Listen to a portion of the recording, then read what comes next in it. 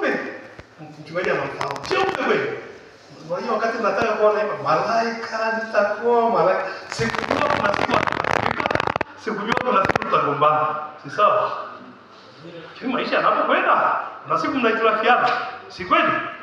Mimi waambie msifikiri ndoa ile mama tu mtiririko. Ndoa unapopana na kufanya nini? Na kushuka. Ni kama tunaendelea na safari. Si sawa jamani? Tunavumiliana, tunasameheana, tunachukuliana, safari inafanya nini? Watu wengine wanasema, mimi hapo tambarare. Acha bwana tambarare iko mbinguni tu. Hapa duniani unachukua mgongo na wewe ni Mwarusha au Masai. Wapi tambarare bwana? Misimamo tofauti, mawazo tofauti. Si sawa?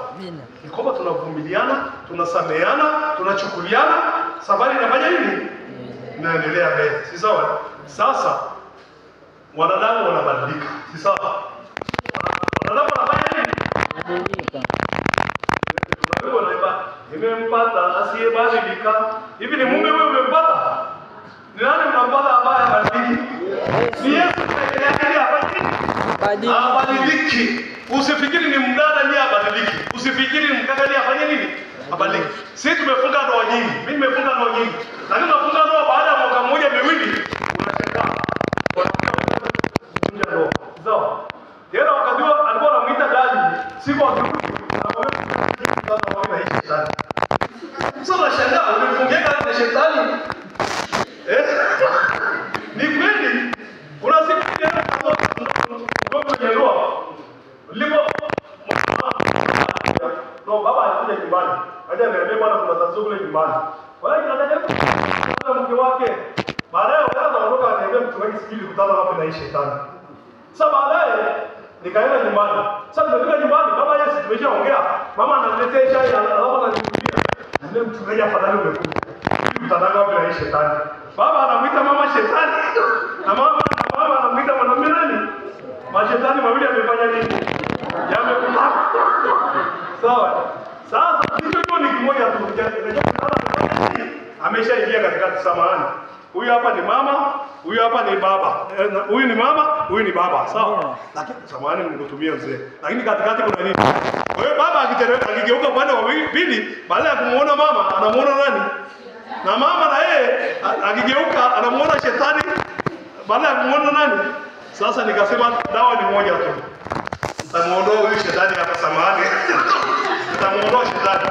Baba akigeuka anamuona mama, mama akigeuka anamuona nani? Baba. Nikamuondoa shetani. Nikapiga shetani tege, tukaomba, wakapigiana mambo yakaendelea. Sawa? Amina.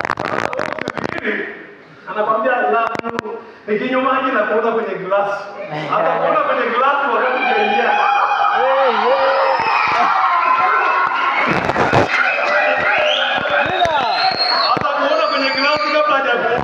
Ukishakaa ndani miezi 6, anaanza kuona kama dauri kazi. Sawa? Kama maisha yanaenda vizuri, anaanza kuona kama ng'ombe, baada ya wakati ng'ombe Bwana Yesu wasaidie. Wanadamu wanafanya nini? Wanabadilika. Sasa kwa sababu wanadamu wanabadilika, huwa nawaambia wanandoa hivi, kuna wakati wa sheria. Kuna siku sheria itahitajika. Lakini kuna watu wa nini? Wa sheria. Si sawa? Usione tunaishi kwenye ndoa. Kuna wengine wanaishi kwenye ndoa kwa sababu wanajua hapa tukivunja hii ndoa tutaanza kugawana watoto, tutagawana mali, tutagawana nini? Kwa hiyo kwa sababu kuna sheria ya ndoa ambayo inasimamia. Si sawa? Kwa hiyo ndoa ni jambo la nini jamani? La kisheria. Na bwana waambia wale vijana ambao wameoana, ambao hawana cheti cha ndoa. Na waende wakatafute mahali hata kama ni kwa ile kamishna basi wakaandikishie huko wapate nini? Cheti cha ndoa. Lakini ukija hapa ofisini kwa mchungaji, anawaandikia siku 21 unapata cheti cha nini? Cha ndoa. Kuna wakati wa sheria, kuna watu wa sheria. Sawa? Haleluya. Sasa kama leo anasema haleluya, amejazwa na Roho Mtakatifu. Akibadilika, usikia hata maneno. Si sawa? Haleluya. Amen. Inarasimishwa kisheria, inarasimishwa kijamii. Si sawa? Lakini nimewambia pia ndoa ni jambo la nini? La kiroho. Si sawa? Kwa nini ndoa ni jambo la kiroho? Kwanza ilianzishwa na Mungu mwenyewe ambaye ni roho. Si kweli? Ilianzishwa na Mungu mwenyewe ambaye ni nani jamani? Roho. Lakini ni jambo la kiroho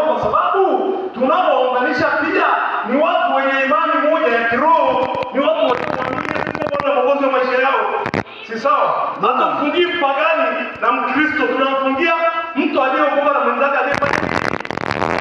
Kwa hiyo jambo la kiroho kabisa. Lakini jambo la kiroho pia ni Biblia.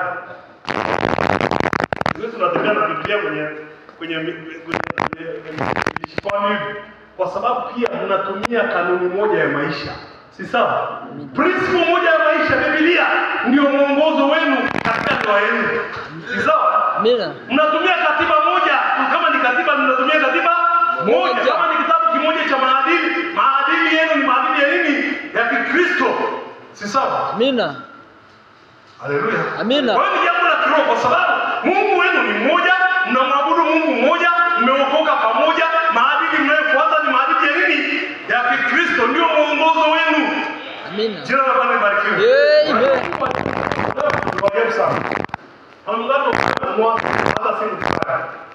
Simu. Wangapi wamewahi kununua hata simu dukani? Ukinunua simu, kule ndani ya kile kikasha cha simu kuna kitabu kadogo. Kale kitabu kanaitwaje? Kanaitwaje kale kitabu kanakaa kwenye ile box. Kwenye maelezo kanaitwaje? Manual. Si sawa? Inaitwa nini? Manual. Si sawa? Hata ukifunga chochote. Sasa kile kitabu kina maelezo namna hiyo simu yako ilivyotengenezwa. Ina maelezo jinsi inavyokuwa operate, inavyofanya kazi. Lakini kina maelezo pia ukipeleka kwa fundi kama imeandika anakuambia namna gani ya kurekebisha. Amina. Si sawa? Amen. Sasa Mungu naye katika kumuumba mwanadamu naye pia alipa kitabu cha mwongozo. Leta tena hii Biblia. Mwambie mwenzako hii ni manual ya mwanadamu. Baada ya Mungu kumuumba mwanadamu akamtengeneza manual. Kwa hiyo kama una Biblia, huna manual. Kwa hiyo hata hujui namna ya kuendesha maisha wewe. Bure kabisa. Bwana Yesu asaidie. Amina.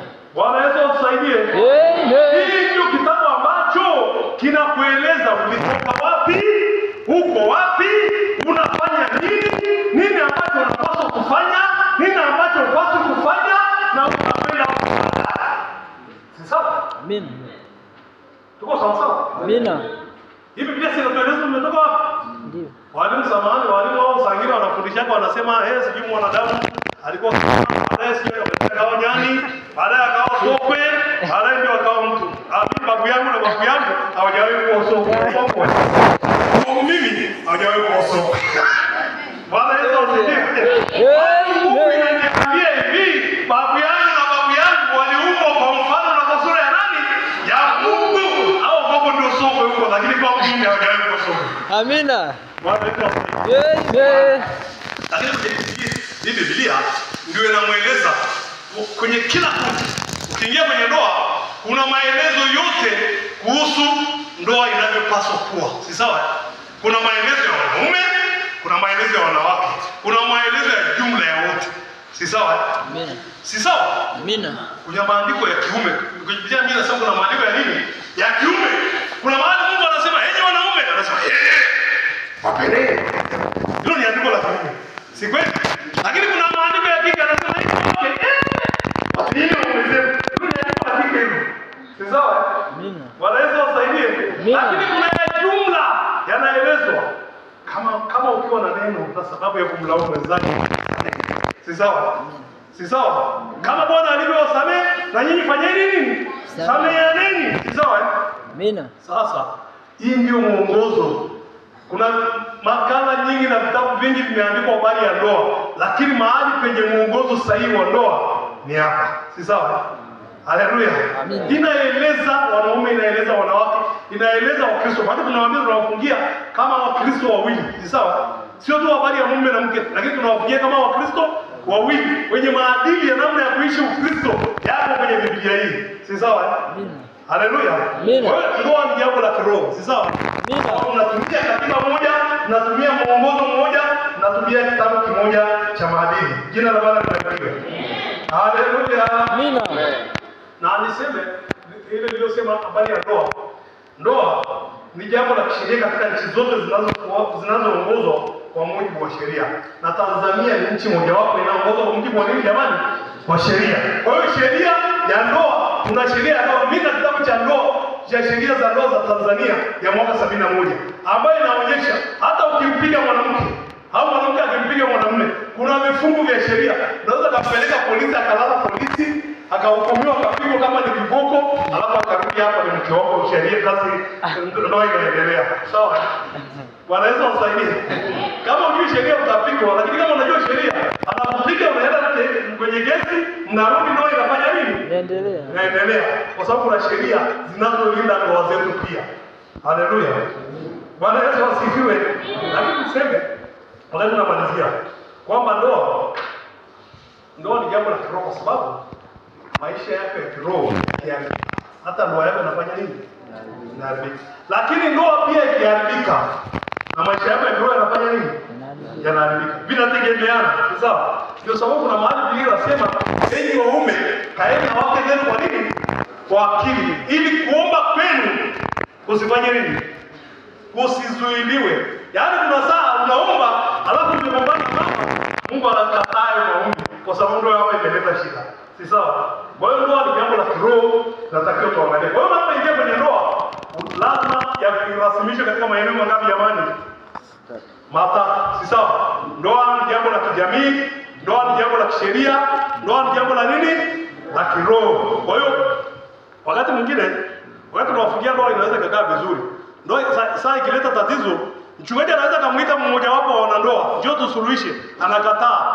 Anaitwa upande wa wakwe, anakataa. Anasema simtaki tena au simtaki tena huyo mwanamume. Lakini sheria hawezi kukataa. Unaweza kukataa polisi? Unaweza kukataa polisi? Watakuja na pingu, utapigwa ile mnaita nini au simama. Ile inaitwa nini hapa hivi? Sasa naambiwa twende sawa, unakalishwa, si sawa? Wale mchungaji anaweza kukupiga hii? Hawezi, si sawa? Wazazi wanaweza kukupiga hii? Lakini serikali itafanya nini? Itakupiga. Sawa jamani? Kwa hiyo ukiingia kwenye ndoa, hakikisha umerasimisha maeneo matatu jamani.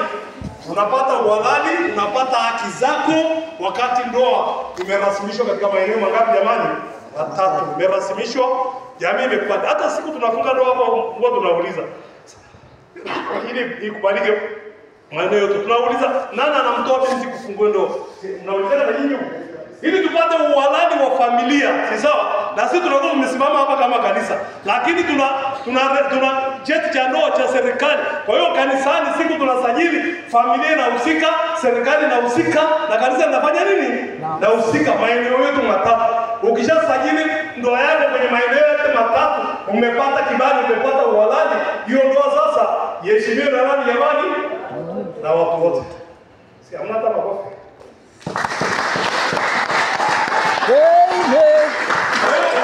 Huwezi kusema ndoa iheshimiwe wakati ukifuata taratibu. Sasa niwaambie vijana, watu wengi wanaingia kwenye ndoa kirahisi bila kufuata taratibu hizo. Lakini ukiingia kwenye ndoa kirahisi na kutoka unatoka kirahisi. Si sawa? Yaani ukijirahisia hata unasema ngoja niolewe. Siku akikutoa anasema tulikutana Robini. Nakwambia kweli. Sawa? Usikubali kuingia kwenye ndoa bila kufuata taratibu hizo. Si sawa? Rasimisha ndoa yako. Haleluya. Kabisa. Tuko sawa? Amina. Tuko sawa? Amina. Basi dakika zangu zimeisha. Nashukuru Mungu. Sijui tunapumzika dakika ngapi? Alafu tuje tumalizie session ya mwisho. Dakika ngapi tunapumzika wale viongozi? Siwaone viongozi. Viongozi. Haya, naomba tusimame.